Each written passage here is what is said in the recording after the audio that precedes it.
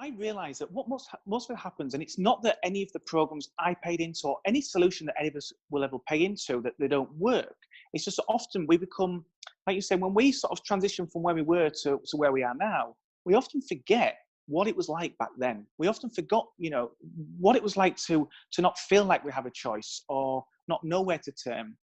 And so what happens is when we're sort of on the other side of that wall and we know how amazing it is, we tend to focus all our attention, maybe marketing efforts, talking to people in such an excited way that we're over here.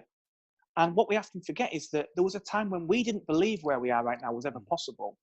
So by tapping into, most people really struggle with the whole ideal client. And I've worked with coaches now. I've been working with coaches for a couple of years, but I've more over the past sort of 6 to 9 months really transitioned to helping them specifically, is that most of them, even if they've been practicing 5, 10, 15 years, they still don't know who their ideal client is. So they often find themselves working with people that aren't typically a very good fit. They're often quite challenging to work with, and it doesn't quite give them the fulfillment. Maybe they don't appreciate them. And part of that is because we forget, like I said, we're almost so far removed from the initial process.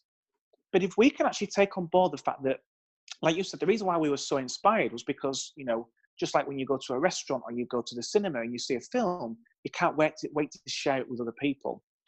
And so by actually saying to yourself, right, who is my ideal client? And saying, my ideal client is actually me 5 years ago, maybe 12 months ago, or however long it was.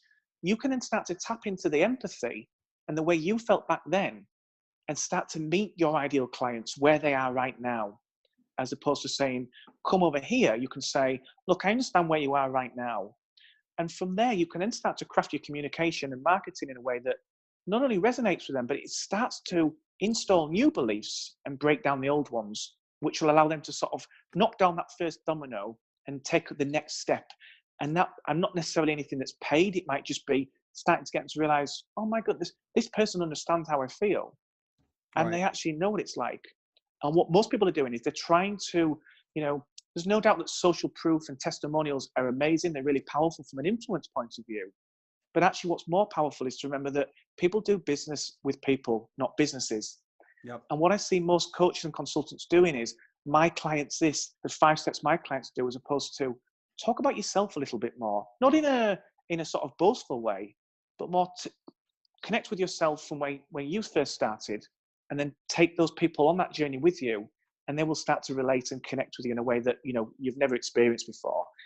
All right. So I promise I'm not gonna stop you in the middle of this process unless you say something that really just grabs our attention here. But I want you to walk through the 5 inevitable success steps that you outlined in your ebook.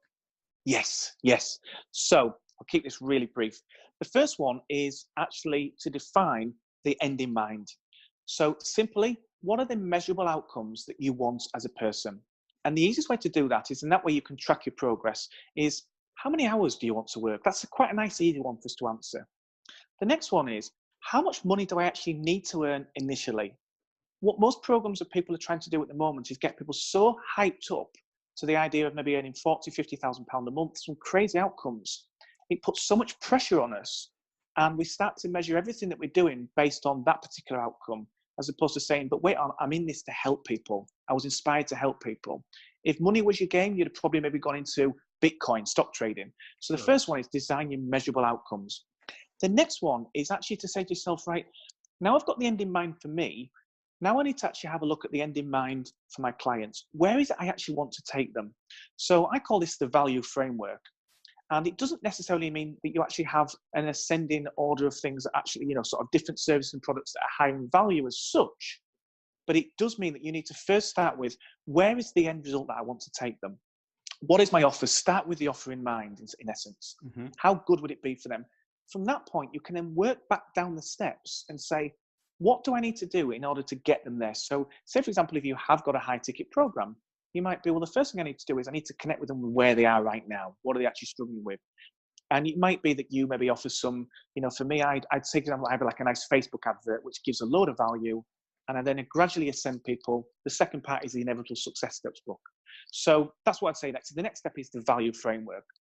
Once you've got the value framework and you actually know who your ideal client is, you can then start, the next step is the meeting place. And this is all about saying, right, where is my ideal client at the time that they're actually going to consume the content that I've got to offer. And this meeting place will gradually change as people sort of ascend through the steps. But what you can do then is you can look at it and say, right, what is the belief right now that's stopping them from taking action? And I don't necessarily mean taking action with yourself and consuming or buying what you have to offer, but what is actually stopping them from getting the help in the first place? You know, maybe it's weight, maybe it's the weight, maybe it's the relationship. Is there a belief inside them that's saying, well, this won't work for me? Maybe they've got an external belief. I've tried that program before. I've tried something similar. It didn't work. Or maybe it's an internal belief. I understand it might work for everybody else, but it won't work for me. If you can understand what that meeting place is for that particular part of your value framework, you can then create a new belief by actually educating them, which will knock down the domino, which will then take them on to the next step of your value ladder. So that's what I call the meeting place. And then the next part then is I talk about the attention secrets. In this day and age, we are so overwhelmed by information. It's ridiculous, isn't it? And this is what I, really sort of found amazing. There's such a gap in the market, really, is that there wasn't an only one step-by-step solution to help people to actually create what they want and actually craft that. And the first part is you've got to get people's attention. So there's 5 secrets to do. And the first one, forgive me, I haven't got the actual order, but is a story. What is your story that you actually want to, resonate with them? And then from there, what you can start to do is you can then look and say, right, where is my ideal client? Because, so for example, you might be trying to communicate and connect with people online, but your ideal clients, which most people don't know, they might not even be online. They might not be on the social media platform you're on or wherever it may be. So what you need to do then is you need to get the attention of those people, hold it just long enough to let them know that you have what they need, basically, and communicate with them. And then the final part is strategy and support. I read a great thing on entrepreneur.com the other day, which was basically saying that for new startup businesses that had a business mentor, they made 106% more in their first year when they actually had a mentor. So what I'm saying to people is that our success in anything is inevitable if we just have the right strategy and support. And to do that, you first need to define your own outcome, and then you can look for the solutions that would solve that. And what I would say to anybody is, in terms of the ultimate shortcut, is find somebody that's already done what you want to do, and pay or do whatever it takes to work with them. And that's the ultimate shortcut. Yep. But make sure first you know what it is you want, because then you can seek out the people that have done something similar, as opposed to just jumping on the first thing that comes along and going, oh, wow, that sounds like the right one for me, and finding out 6 months down the line, after spending time and money you'll never get back, that it wasn't quite right. Right. So wrap up this bow. You did a great job of a concise overview of those 5 steps. What's the overall framework that these 5 steps would fit within? What's the one-line title you would give this framework? Ooh, I would actually have to say that is discover. That's a great question. Actually, you've got me there. is in essence is discover what it is that you want first for yourself, and then find the right solution that will enable you to actually achieve that. Mm-hmm. So ultimately, this is kind of your personal success pathway that you created. Is how do you launching your business to achieve the desired outcome that you had predetermined, and find your clients, find where they hang out, find how to capture their attention, and then walk them through the process of putting this into practice, into operation. So, I mean, it's a great framework. And one thing I'd add to that, Kevin, basically is that, what I'm basically saying to anybody is, just like certain weight loss diets don't work for certain people, we'll all try to sell anybody, not sell as such, but sort of communicate to people what we have to offer because we think it's really good. And it's not that we are acting out of alignment with that, but it's not always what's going to work for you. So right. The whole ethos is this, regardless of whatever you do in life, is find out what it is that you want and find the right strategy that would allow you to get your outcome, as opposed to just buying into anybody. Just like I maybe paid into a high ticket webinar program, that wasn't actually right for me, but I bought into it. So it's just to remember that there's no one size fits all. And as much as you want to help people and create an impact, start with yourself first, because you'll generate more of an impact and income than you could ever imagine if you just start with what you want to do first. Right. And just, yeah. What a great way to wrap this up today. And I want to make a special note of this, that book that's just over your shoulder there. Oh, I've read, yeah. I've read hundreds and hundreds of business books in this space, and whether it's coaching books, mentoring, whether it's business process, strategy, find your ideal client. I mean, I've got bookshelves full of them, and I've sold and given away more than I've actually got still in my library. But your book, you sent me a copy of it before our first interview, and your book was one of the best business books I'd ever read. And I'm not just Wow. saying that because we're interviewing here. It truly was a very well written book, and there was much value in that book. And I encourage our listeners Wow. to. I'll have the Amazon link on the show notes. And I encourage them to click on that. And that is certainly, there are books out there that are a waste of time and money, and this is neither.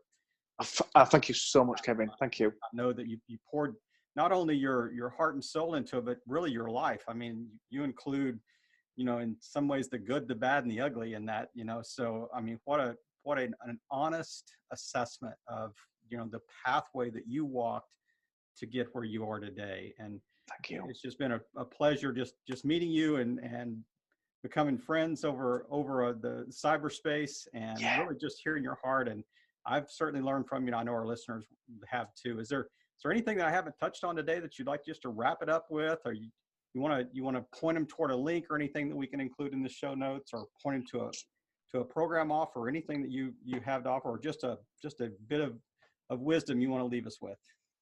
Yes, what I'll do, Kevin, is I will actually send you a link, which is to a page where people can actually, we can have a sort of a 20-minute consultation. It's not a whole free #strategy call or anything like that. It's literally a 20-minute consultation where we'll help you to define what it is that you actually want to create, and then help you discover what might be the right strategy and support. And that might not necessarily be me, but I'll happily do that for all your listeners. So I'll put a link in there. There'll be a nice short little video and a bit of a description about what I can do. And then an offer for anybody that's on this is we can have a 20-minute consultation. So I'll get that link over to you, Kevin. Thank you.